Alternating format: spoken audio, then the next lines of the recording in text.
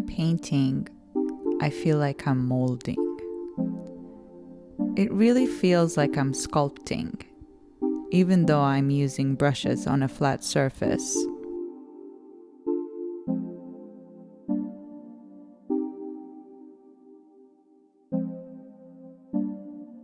Tonalities of blue run frequently, returning to the element of water, bringing the elements of fire, wind, and wood into place.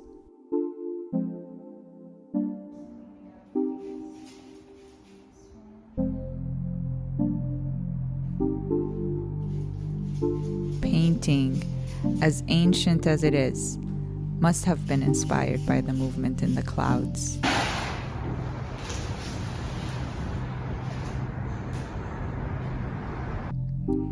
It fills my heart with beauty and gives me a sense of calm. It's grounding to connect with the elemental powers of the universe. It connects me with the force of the universe, and I draw from it my own power and purpose. I started drawing when I was very young. As young as 5, a friend gave me a sketchbook as a gift. I like drawing with charcoal. The texture and blending of colors felt very satisfying. Inks, watercolors, and colored pencils were also available, so I used what I had access to. I would make abstract drawings that were heavy in color. I call them abstract now, but at the time I had no idea what I was doing or what my drawings meant. They felt like dark expressions, which I realize now how art connects us with deeper parts of ourselves, even without us being conscious about it.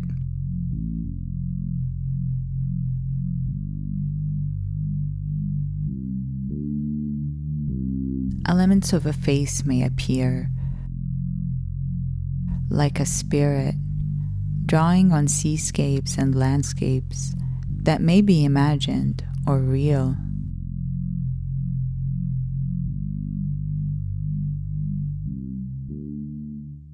Animation definitely drew me into art. When watching cartoons, I would draw my favorite characters. I enjoyed drawing maps for my geography class too. Those short moments of joy were my window to drawing and the art world. At the school I went to, up to the 3rd grade, we had art class once a week.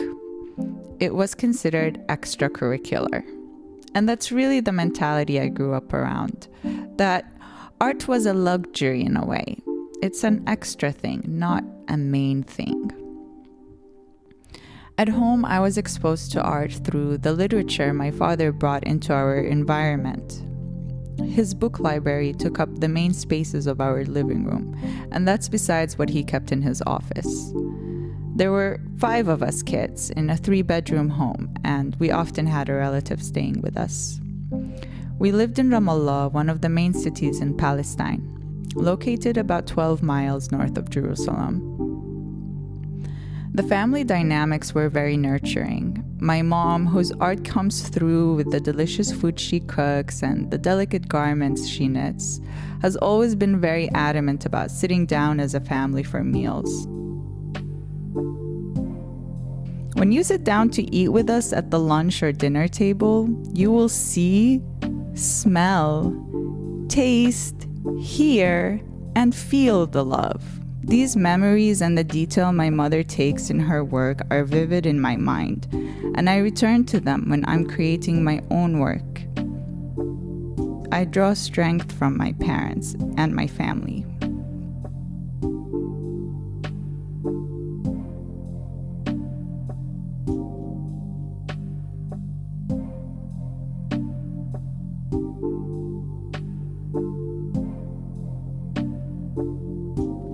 Painting a portrait is different though.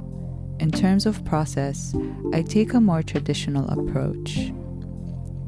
I start with a grid and work through a basic sketch, then start layering with oils. Drawing practice, whether from nature, a photo, or still, is essential for growing and developing technique. Time I spend on a painting is time I am spending with the subject. Practice offers an opportunity to see at a deeper level and create better. Drawing is the foundation. The portraits of people I've been painting so far are of my family. When I look up at the sky, the patterns, changing shapes and colors created by the winds blowing and sun rays breaking is the most mesmerizing poetry I hear and see every day.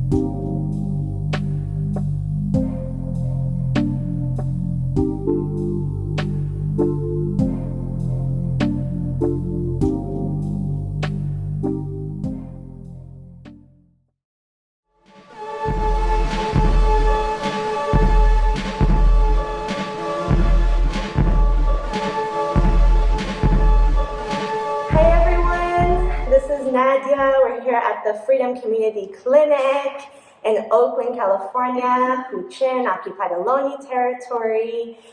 We are in the town today, and this is the first episode of Arab.AMP, coming to you January 2022. If you're watching this, it is probably January 29th. This community highlight is, of course, with the Freedom Community Clinic, and it's going alongside the showcase of Palestinian artist and writer Manar Harb, as she talks about her practice as somebody who grew up in occupied Palestine and is now here in diaspora, and is going to walk you through her creative process and what she brings to the work. I am really happy to be here. Thank you so much for having me. If you could please introduce yourself, talk about the founding of the clinic, and your core team, maybe. Yes, of course. I'm so honored to be here to share space and time with you and the audience. My name is Eli Jimenez Arriaga. I was born in Mexico City. I migrated to the U.S. with my mom when I was only 9 years old, and I grew up in the Mission in San Francisco, and now I'm out here in the town organizing. And so I am a co-organizer at Freedom Community Clinic. I'm also a founder of a youth program that centers healing for migrant and newcomer youth ages 14 to 22. And I'm also just starting a new journey to do Reiki and be a doula. And so I'm just finding different ways to continue to center healing for my people. That's amazing. Yeah.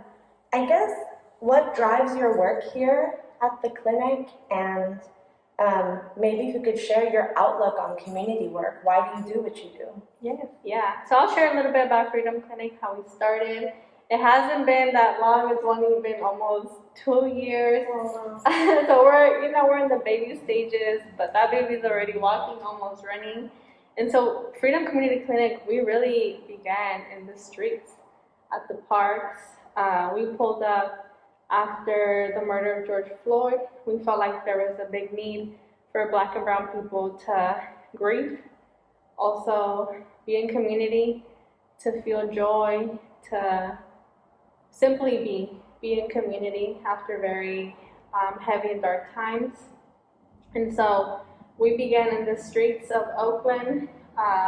Over 100 practitioners showed up, ranging from doctors and nurses to Reiki, to acupuncturists, to herbalists.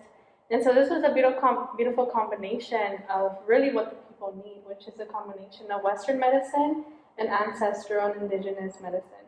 Because we know that ancestral and indigenous medicine has been around for thousands of years. Like every community has their own ways of healing, using plant medicine, using natural medicine, using energetic medicine. And so that is really the mission of Freedom Community Clinic, to center whole person healing by using the strengths of both Western medicine and ancestral and indigenous medicine. And so it's 7 of us, it's 7 co-organizers, 7 women of color and gender non-conforming people that we're using our own lived experiences to create and envision initiatives and programs that really center healing and center our own healing too. And so now we have a beautiful space here on Telegraph 3215. Come check us out. This space is open to Black and brown, immigrant, undocumented, queer folks that want to continue healing using their experiences, using their own bodies, using their ancestral traditions, and their ancestors, of course. that's really powerful. So glad that y'all are here. Do you have other spaces where you run services? So this is the first space and not the last. We're hoping to expand, West Oakland, East Oakland, we want to be everywhere. This is the very first space, physical space, where people could come in and get acupuncture done, get Reiki. What other clinics look like, we're still in the community because that's where we were born. That's how, we started. That's how the community got to know us. And so, yes, this is the first physical space. And then we have an office in downtown that's where all our imagination, our creativity, that's where it really comes alive. That's where we plan, that's where we write curriculum programs. And yeah, this is a space for clinics, for private appointments, and other initiatives that we have going on. Beautiful.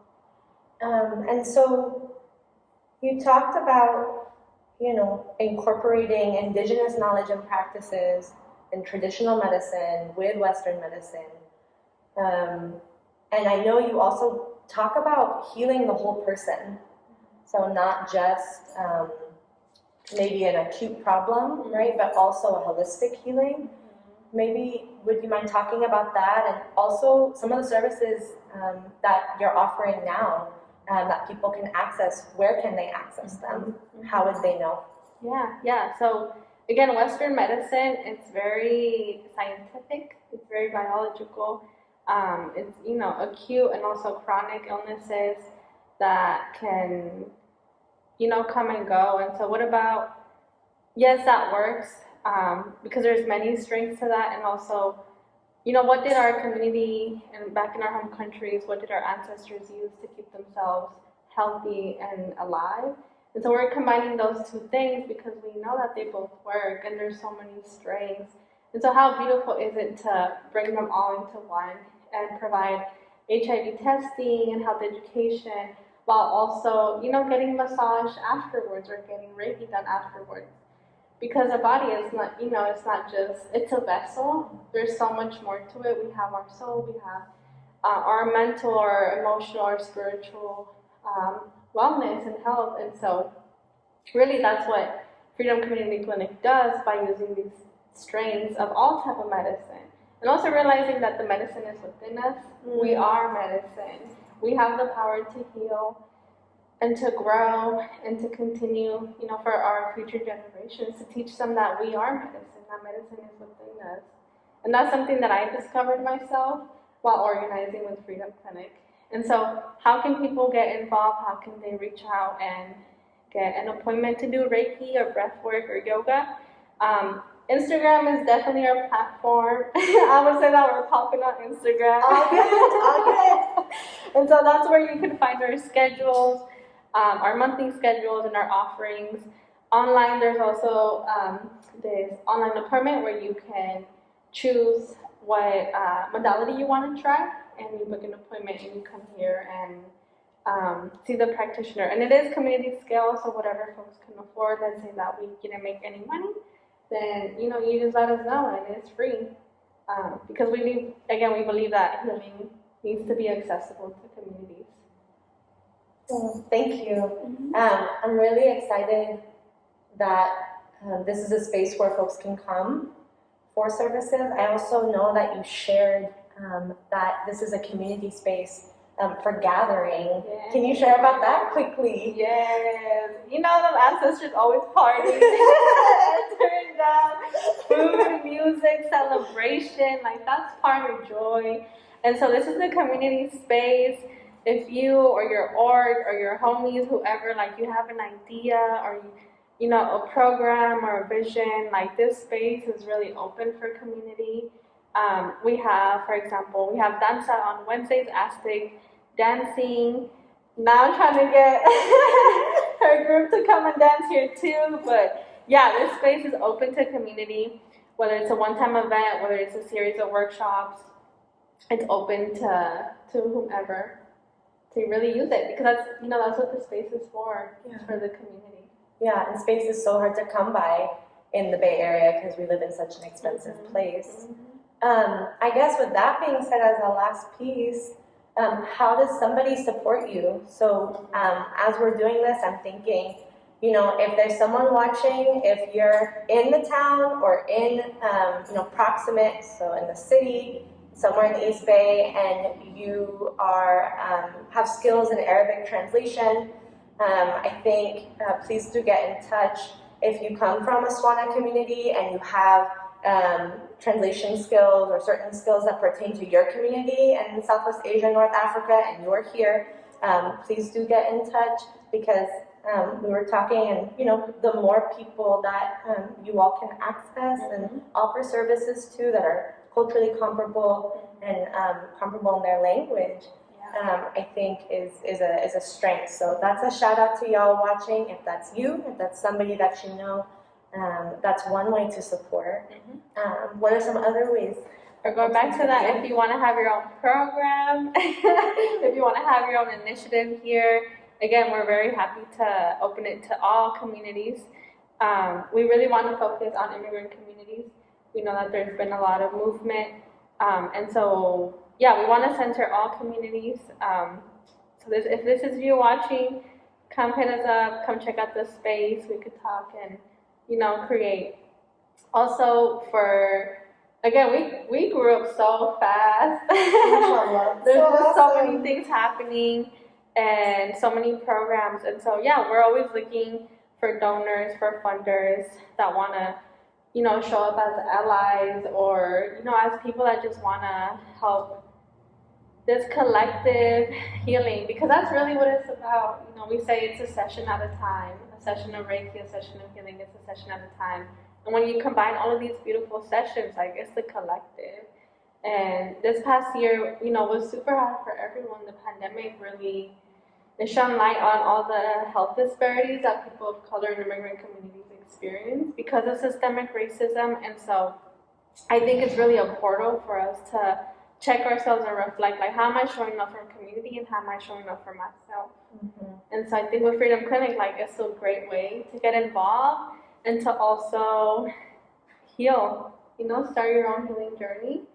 And we welcome donors, we welcome donations, also volunteers. We're always having events. So we also do need translators. Or anyone that would want to, connect with us, around Instagram, Freedom Community Clinic. And our website too, you could find out more information about our programs and our initiatives there. Thank you so much. Thank you. Yes, thank you all for joining us for the Community Spotlight. You know where to find us. If you have any questions, leave them in the comments. And if you are in the Bay, please come and visit the Freedom Community Clinic. And like we said, there are many ways to support. There are many services that are offered. We're really lucky to have intentional grassroots, Black and brown led and queer led centers of healing and services in the Bay Area.